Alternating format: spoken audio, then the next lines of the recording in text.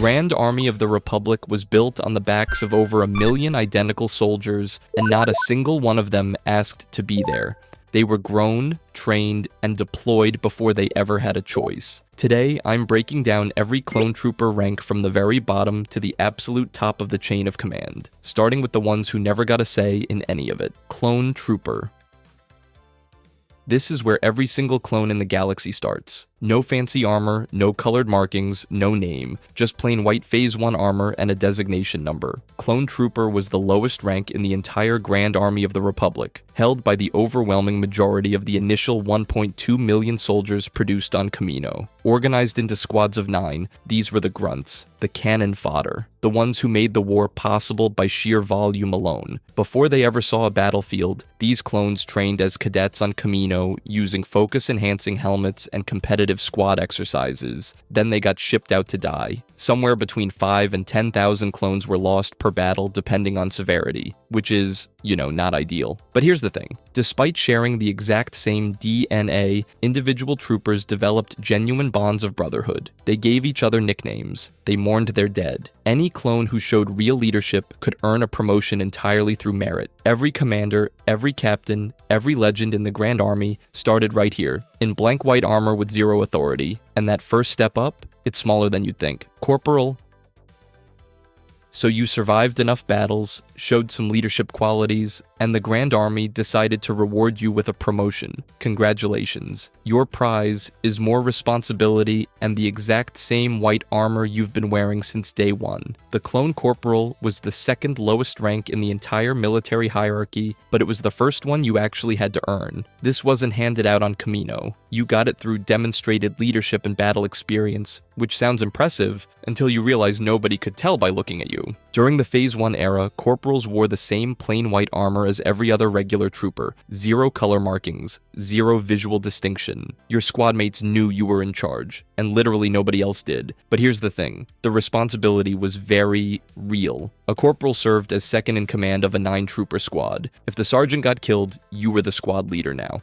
No transition period, no pep talk, just hey, he's dead, you're up. Corporals also commanded fire teams when squads split into 2-team formations, essentially running half the squad independently. Even elite clones like ARC troopers and clone commandos could hold the corporal rank, keeping the hierarchy consistent across specialized units. Basically, the corporal promotion was the military equivalent of getting a new job title with no raise. But if you think invisible authority sounds rough, wait until you hear about the rank that actually got the colored armor. Sergeant. This is where the Republic finally lets the galaxy know you matter. Clone sergeants were the first rank to receive distinctive armor markings, olive green stripes painted across their helmets and torsos during the Phase 1 era. Every rank below this, plain white armor, you're just another face in the crowd, but slap that green on and suddenly everyone on the battlefield knows exactly who's calling the shots. And those shots mattered. A sergeant commanded a full 9-trooper squad, themselves, 1 corporal and 7 privates, making every tactical decision for that unit in real time.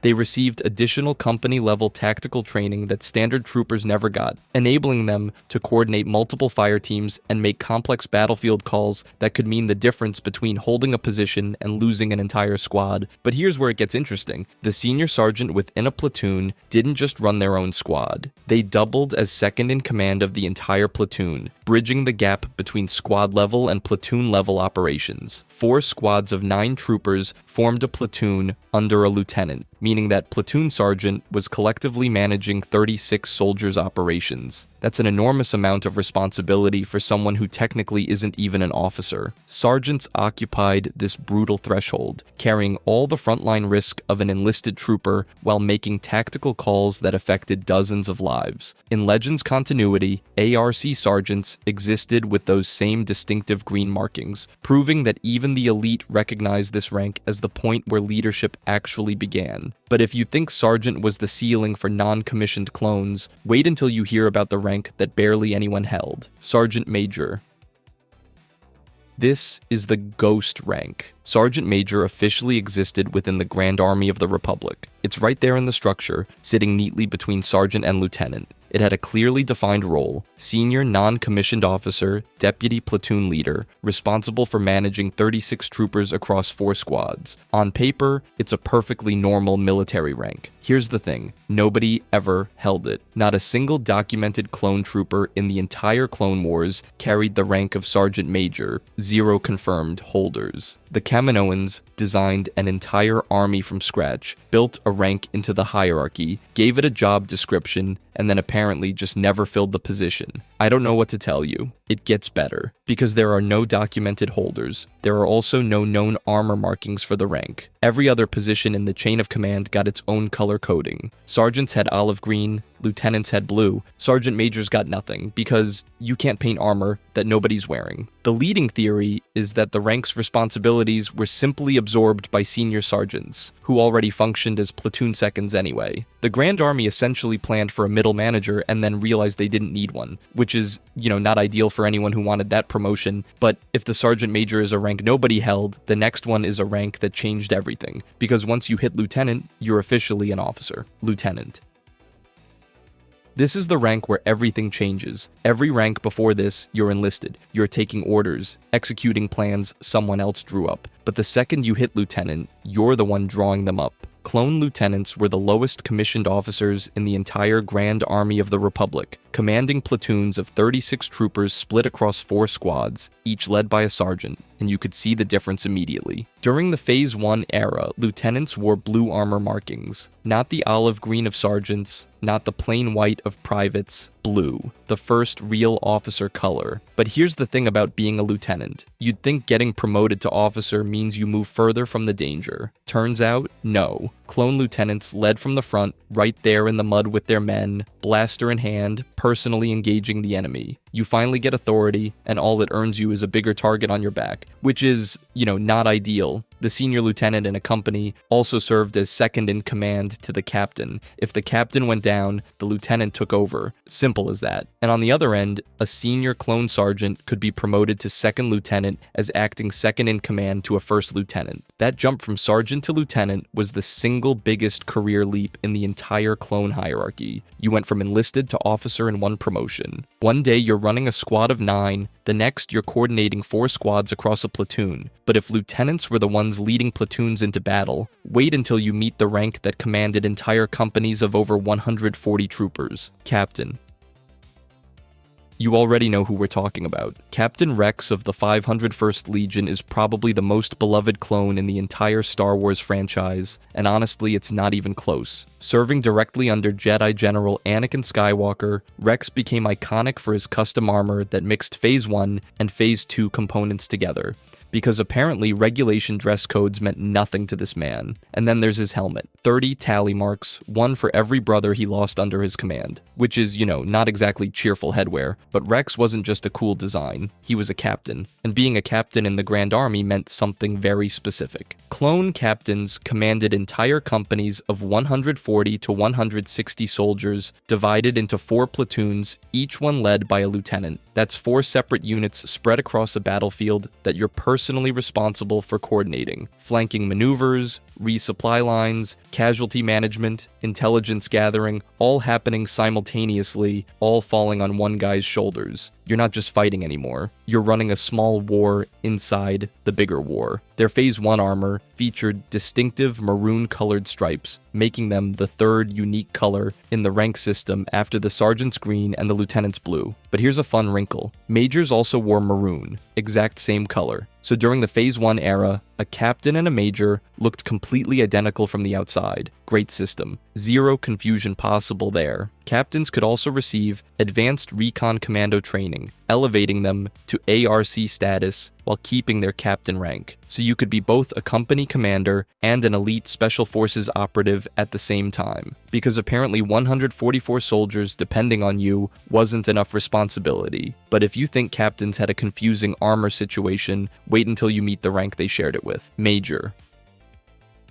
This is the weird one. Every other rank in the Grand Army has a pretty clear job description. You command a squad, you command a platoon, you command a company. nice and clean, but the major rank? Nobody can quite figure out what these guys actually did. Here's the thing, majors existed, clones held the rank, but the canonical information about what a major was supposed to do is so thin, you could read through it in about 15 seconds. The first official mention didn't even show up until 2018, buried in the Star Wars Complete Vehicles reference book. That's decades after the Clone Army was introduced to the franchise, which is, not ideal for a military rank. But here's where it gets interesting. The one concrete responsibility we can pin on majors is commanding Juggernaut tank squadrons. The HAW-6 Juggernaut was a massive 10-wheeled assault vehicle that could carry up to 300 clone troopers, armed with heavy laser cannons, rapid repeating laser cannons, and concussion missile launchers, basically a rolling fortress. So while the rank might sound underwhelming on paper, the hardware they controlled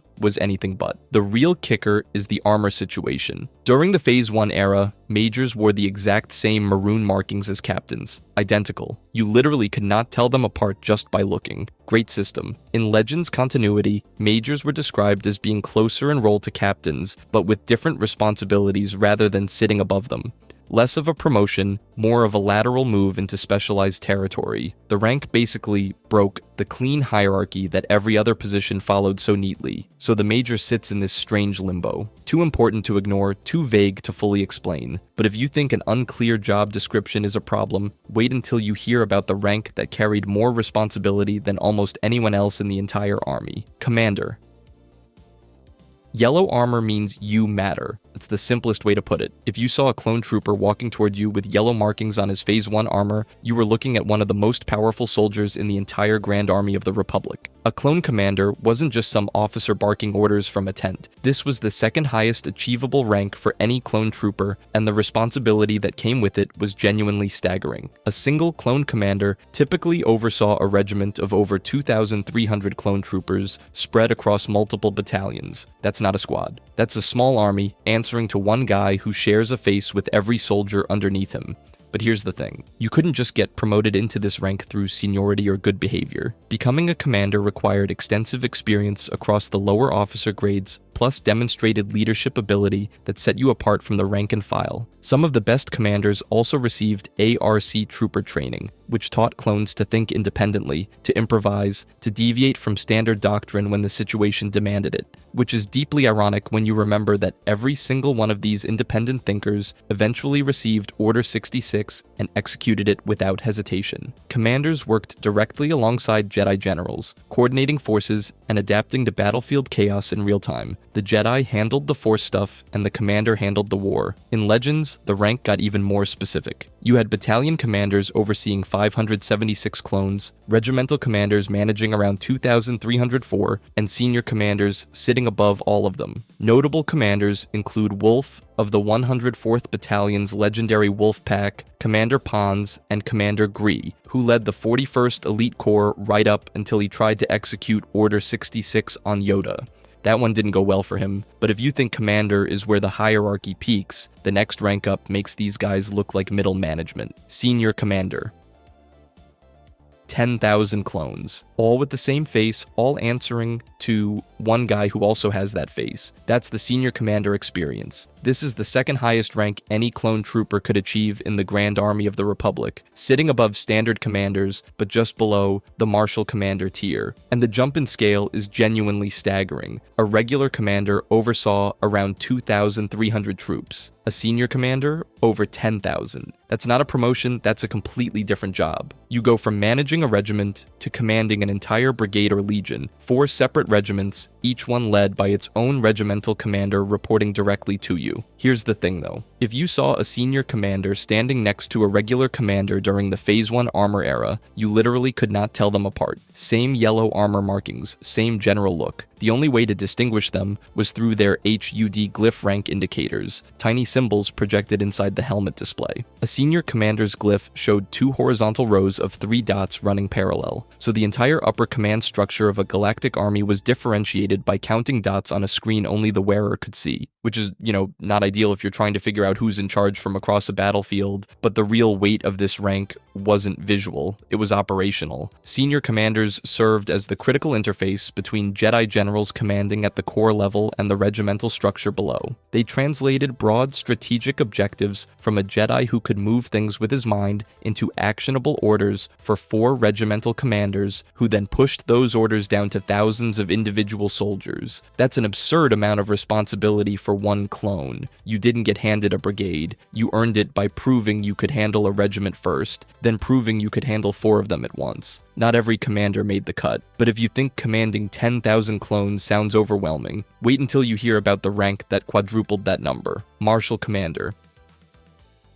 This is the ceiling, the absolute top. No clone trooper in the entire Grand Army of the Republic could climb higher than Marshal Commander, and the clone who best represents this rank is the one you already know. Commander Cody was assigned to the 7th Sky Corps almost immediately after the Clone Wars kicked off, serving as second in command to Jedi General Obi-Wan Kenobi. His job was commanding a corps-level formation of tens of thousands of clone troopers divided into multiple regiments. One man, responsible for an entire corps of soldiers who all share his face, which is, not ideal for keeping track of attendance. The military equivalent outside the clone structure would be a major general or lieutenant general, which should tell you everything about the weight this rank carried. The HUD rank glyph featured 8 dots arranged in 2 parallel horizontal lines of 4, the most complex indicator in the entire system. Every other rank's glyph was simpler. Marshal Commander earned the fancy one, but here's where it gets heavy. If a Jedi general was killed in battle, the Marshal Commander assumed full command of the entire corps until a replacement Jedi was assigned. That meant these clones needed more than tactical brilliance. They needed political acumen. They needed to manage relationships with Republic leadership, coordinate with other Jedi, and keep tens of thousands of soldiers operational without their primary commanding officer. That's not just a military role, that's a diplomatic one. Cody wasn't alone at this level either. Other notable Marshal commanders included Bakara and Neo, each commanding their own corps alongside their respective Jedi generals. These were the most trusted clones in the entire army, the ones given the most authority, the most responsibility, and the closest relationships with the Jedi they served beside for years. And then Order 66 came through, and every single one of them carried it out. The clones with the deepest bonds were the ones who pulled the trigger. I don't know what to tell you, but if you think standard ranks tell the whole story of the clone army, wait until we get into the soldiers who operated completely outside this hierarchy. ARC Trooper Art.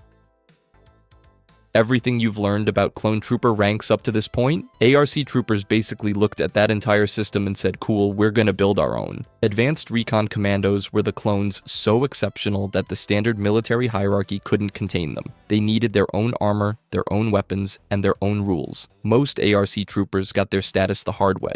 These were clones who distinguished themselves on the battlefield so thoroughly that command had no choice but to pull them into an entirely separate elite track, though some were fast-tracked during cadet training on Kamino before they ever saw combat. Either way, you had to be exceptional. There was no participation trophy version of becoming an ARC trooper. Once you were in, you still held standard clone ranks, captain, commander, the whole ladder, but your ARC designation meant you operated on a completely different level than anyone else holding those same titles, which is, not confusing at all. Their training covered reconnaissance, advanced combat, survival, and infiltration, skills well beyond what any standard clone was equipped to handle, and their loadout reflected that. Dual DC-17 hand blasters, DC-15A rifles and carbines, sniper rifles, rotary blaster cannons, and JT-12 jetpacks. They were basically walking armories with pauldrons. The 2 most celebrated ARC troopers are Echo and Fives, 2 500 1st Legion troopers who proved themselves during the defense of the Rishi Moon outpost, and later earned their ARC designation after specialized training on Kamino. Their story is proof the program wasn't just about breeding excellence, it was about recognizing it on the battlefield. Here's the real connective tissue back to the standard hierarchy. ARC troopers who'd proven themselves were brought in to train aspiring clone officers, teaching them to think independently rather than follow rigid doctrine. Every commander who learned to adapt and improvise instead of going by the book. That traces back to the culture RC troopers built. But if you think RC troopers were the most elite soldiers the Republic had, there's one more tier we haven't touched yet. And these guys made even the RCs look conventional. Clone Commando.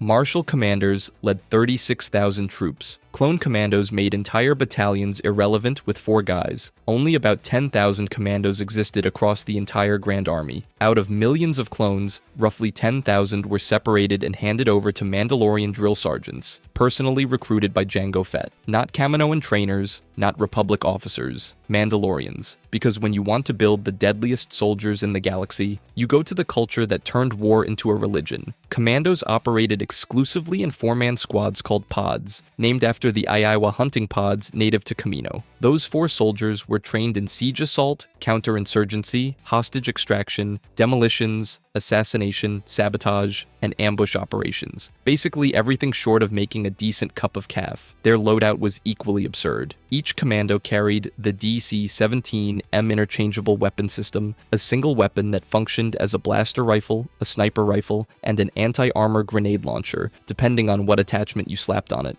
plus sidearms, 3 types of grenades, and vibro daggers. 4 guys walking around with enough firepower to level a small outpost, which is, kind of the point. Their Katarn-class commando armor looked nothing like standard clone gear. You saw a commando squad, and you knew immediately these weren't regular troopers. Delta Squad is the gold standard. Boss, Fixer, Scorch, and Sev tore through special operations at Geonosis and ran critical missions leading into Kashyyyk. 4 commandos accomplishing what entire companies couldn't. Then you've got Clone Force 99, the Bad Batch, genetically mutated commandos with individual abilities so specialized they operated as a completely independent unit. Here's the thing people get wrong. They confuse commandos with ARC troopers. ARCs were elite, absolutely, but ARCs focused on reconnaissance and directing larger units. Commandos were pure small unit special operations, just 4 Mandalorian-trained killers with a transforming weapon system and a mission. If you enjoyed this video and want to see more, click the video on the screen now.